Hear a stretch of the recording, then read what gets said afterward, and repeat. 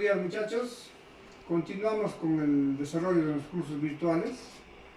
Vamos a trabajar hoy día en el curso de Cívica y Ciudadanía el tema de la Declaración Universal de los Derechos Humanos.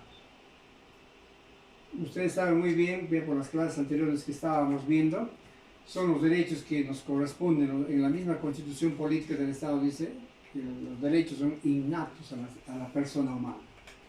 Ahora, hablando de la Declaración de los Derechos Humanos, vamos a comenzar manifestando a los jóvenes alumnos que este documento ha sido aprobado y proclamado por la Asamblea General de las Naciones Unidas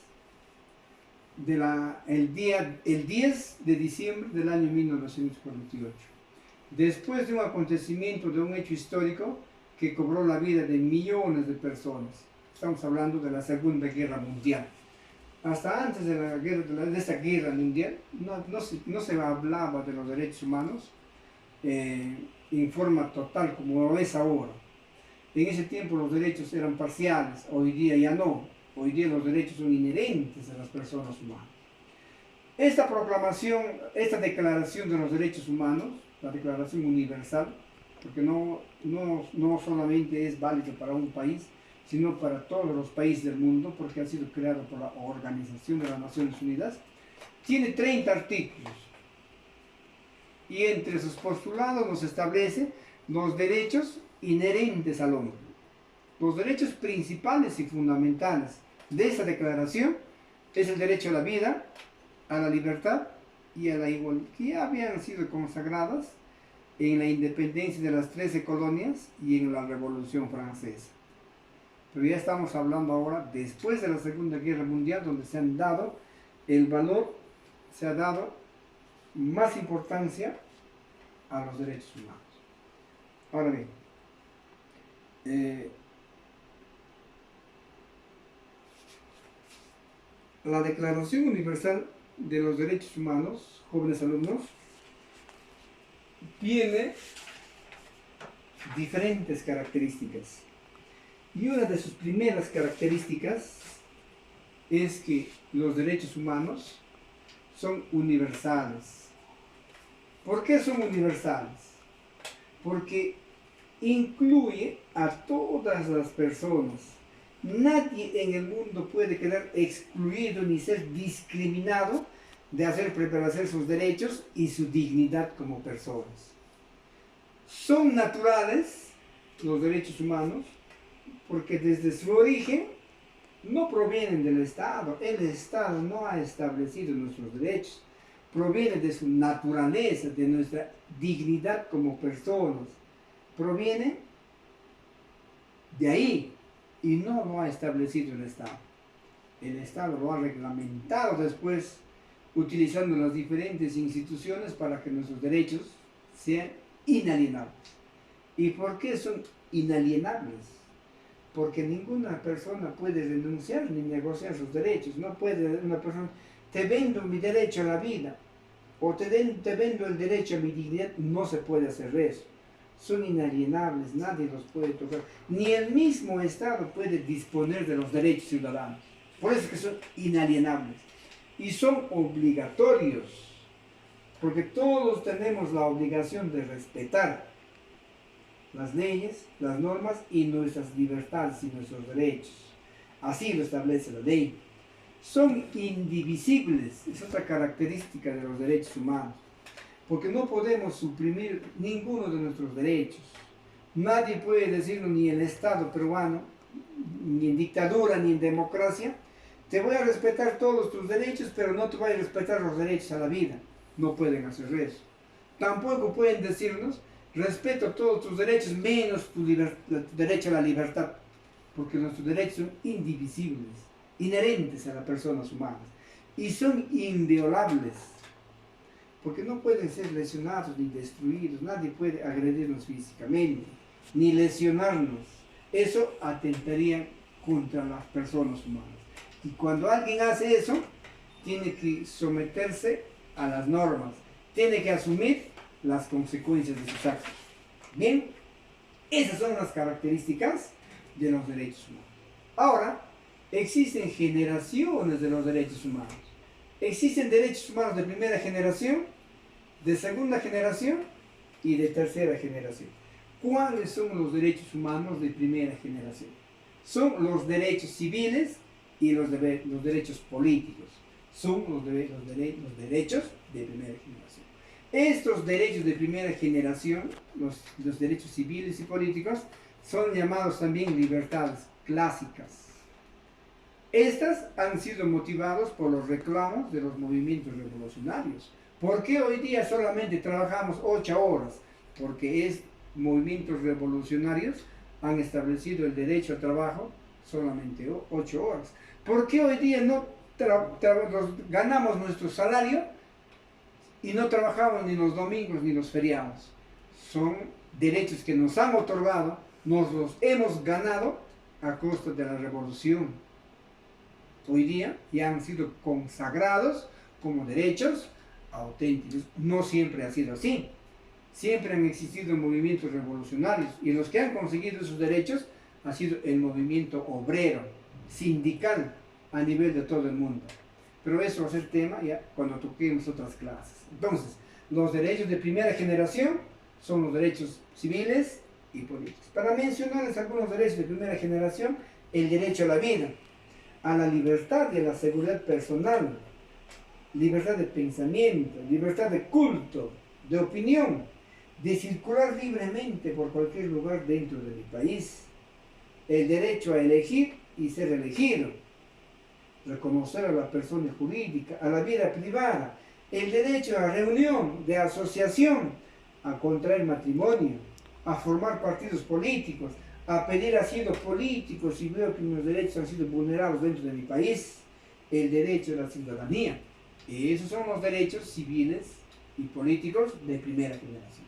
Los derechos humanos de segunda generación son los derechos económicos, los derechos sociales y los derechos culturales. Estas surgen del Estado social de derecho. Fueron formándose después el constitucionalismo social. Los derechos de segunda generación establecen que las normas constitucionales son accesibles y disfrutables. Hay que disfrutar de los derechos económicos, sociales y culturales. Bien, esos derechos son accesibles a todas las personas humanas. Se demanda un estado de bienestar cuando se implementen acciones, programas y estrategias para lograr que todas las personas gocen de manera efectiva de los aspectos económicos, sociales y culturales. Derecho a un trabajo digno, libertad de reunión. Les voy a mencionar algunos derechos de segunda generación. El derecho a la autonomía, la libre determinación de los pueblos, elegir a nuestras autoridades, elegir a nuestros gobernantes, a proteger el medio. ¿Bien? Entonces, bien, muchachos, entonces estamos hablando de los derechos económicos y culturales. Les decía aquí, derechos económicos, el derecho al trabajo, pues. El derecho a ganar un sueldo justo, equitativo, por el trabajo que yo desempeño, a seguridad, higiene en el trabajo, a tener igualdad de oportunidades, 8 horas de jornada laboral, no puedo trabajar más, vacaciones y feriados remunerados, derecho a tener sindicalización, a la seguridad social, a tener un nivel adecuado de vida, participar en el desarrollo y la vida cultural de mi pueblo, de mi comunidad, derecho a la huelga. Son los derechos de segunda generación. Y los derechos de tercera generación son los derechos de solidaridad de tercera generación. También han surgido después de la Segunda Guerra Mundial y después de la Guerra Fría, cuando Rusia y Estados Unidos se apuntaban mutuamente con sus arsenales nucleares. Gracias a Dios nunca los han utilizado. Es en ese momento cuando surgen los derechos humanos de tercera generación, o sea, los derechos de solidaridad con los pueblos, de solidaridad con la persona humana. Este grupo que gestionó, luchó para conseguir los derechos de tercera generación, se inician a partir de los años de la década del 70. El objetivo era conseguir el progreso social, tener un nivel de vida adecuado en todos los pueblos. Pero dentro de este proceso tenía que tener mucho en cuenta el respeto y la colaboración mutua entre las distintas naciones y comunidades que existen en el mundo. Ahora, entre los derechos de tercera generación, les vamos a mencionar, muchachos, el derecho a la autonomía, a elegir libremente a nuestros gobernantes, a proteger el medio ambiente, realizar acciones para no contaminar el suelo, el aire, la tierra, para no generar el que nosotros denominamos el cambio climático. El derecho de tercera generación, tenemos el derecho a la paz, a tener patrimonio propio, a coexistir en nuestros pueblos en forma pacífica, con entendimiento y con confianza. La cooperación internacional y regional, de aquí salen los grupos, de aquí surge el Mercosur, surge el Pacto Andino, surgen los diferentes organismos que se realizan con la finalidad de integrar las comunidades. La justicia internacional, para usar los avances de la ciencia y la tecnología, todo que nos permita tener una vida digna. Luego tenemos, muchachos, el derecho internacional humanitario, que es parte de los derechos humanos. ¿En qué consiste el derecho internacional humanitario? Está conformado por las reglas que establece la legislación jurídica a nivel internacional, el derecho internacional. En caso de que existan conflictos armados, conflictos internos o externos, en ese caso surge el derecho internacional. ¿Y cuál es el objetivo de su existencia? Proteger a todas las personas y sus bienes en el caso de que exista conflicto interno o externo. ¿De quién depende este organismo? De las Naciones Unidas. Ahora, tenemos otro concepto que tenemos que trabajar, muchachos, la Carta Democrática Interamericana. De ese tema ya hemos estado hablando el año pasado. Pero, ¿qué es la Carta Democrática? La Carta Democrática está conformada por la Comisión Permanente de la Organización de Estados Americanos. ¿Y para qué ha sido creado? ¿Cuál es su objetivo? Su objetivo es afianzar y consolidar la democracia en América. Cuando este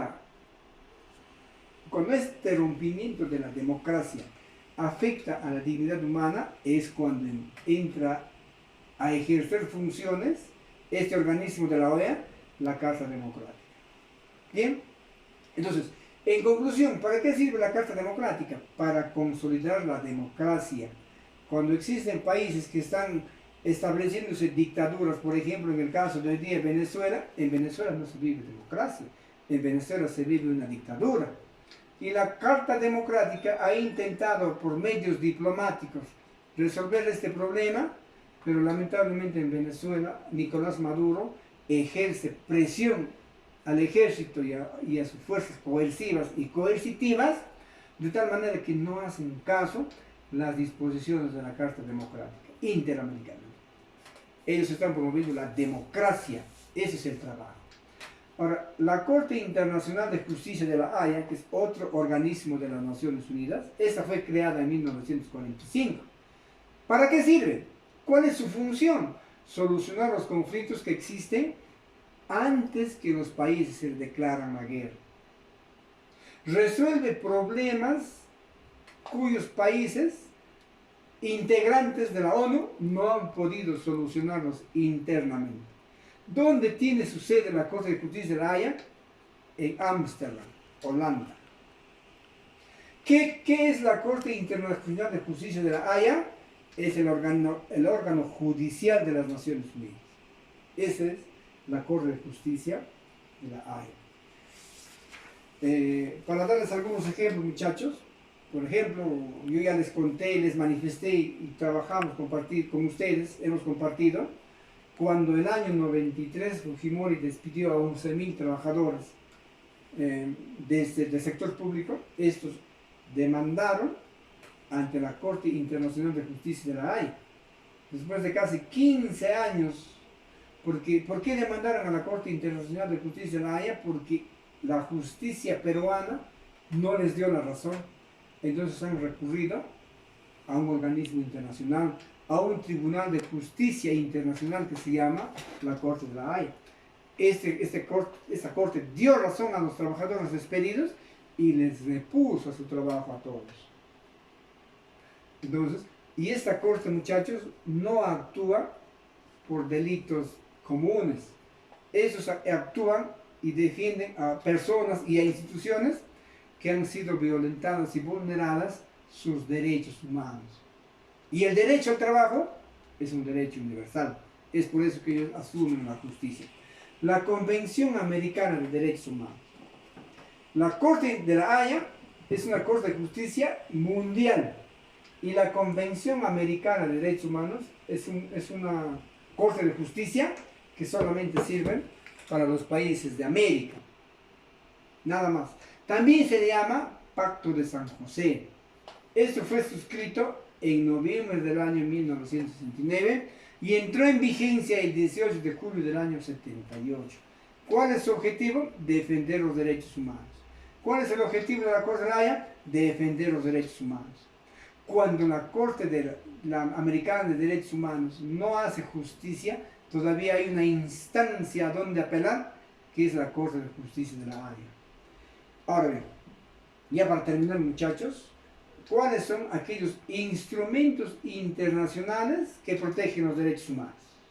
La Declaración Universal de los Derechos Humanos, la Declaración de los Derechos del Niño, la Convención sobre los Derechos Políticos de la Mujer y la Convención Americana de Derechos Humanos. Esos son instrumentos que cuentan todas las personas, los países y las instituciones del mundo para hacer prevalecer sus derechos. Pero no solamente existen instrumentos internacionales, también existen organismos internacionales que protegen los derechos humanos. No es igual. Unos son los instrumentos internacionales que protegen los derechos humanos y otros son los organismos internacionales que protegen los derechos humanos. ¿Cuáles son esos organismos? La Corte Internacional de Justicia de la Haya, que es el Tribunal de Justicia de todo el mundo, la Comisión de Derechos Humanos y el Consejo Económico Social de la ONU, y la Comisión Interamericana de Derechos Humanos, que ejerce justicia, es el Tribunal de Justicia Internacional, pero solamente sirve para los países de América, nada más. Muy bien, en la página, continuando con el tema jóvenes alumnos, en sus libros ustedes van a encontrar un cuestionario de 4 preguntas. Resuelvan esto y traten de enviármelo para mañana en la tarde. Muchas gracias, jóvenes. Terminamos la clase.